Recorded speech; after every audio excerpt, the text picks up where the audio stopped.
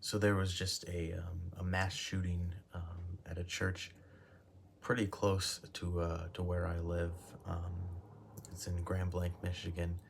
I believe a number of people are unfortunately dead, and I think we should be praying for them and for their families. I don't know.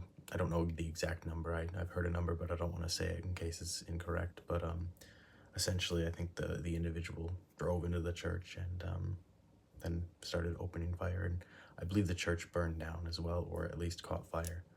And we definitely want to pray for all the families of the people involved and of everyone. It's a terrible situation. I'm sure it will really affect the community, and even already, everyone around my area is talking about it and are very we're all very disturbed.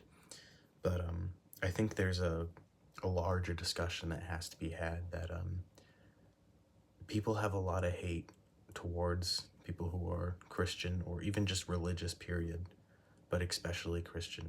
And we have to be aware of that as believers. That it's not going to be an easy walk for us. You know, the, it's called the narrow path for a reason, right? There'll be a lot of adversity, a lot of people coming after us for our beliefs.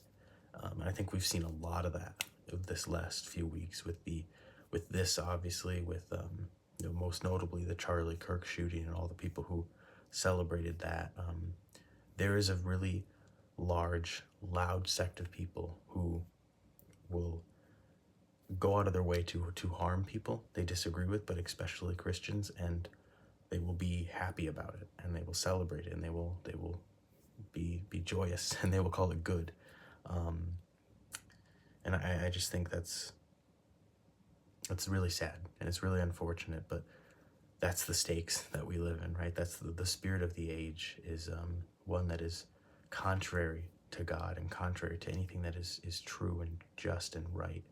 And this should be a moment of mourning, but also of reflection of, how do we change this? How do we change the overall culture and how people think and act and treat each other, right? I mean, we shouldn't be killing each other like animals. That's so it's terrible and it's so sad. We shouldn't do that. We should turn to God, and ultimately this should be a call to have people repent and turn away from this terrible way of life. So we remember all the people who are harmed and affected by this today, and may God grant them comfort and peace.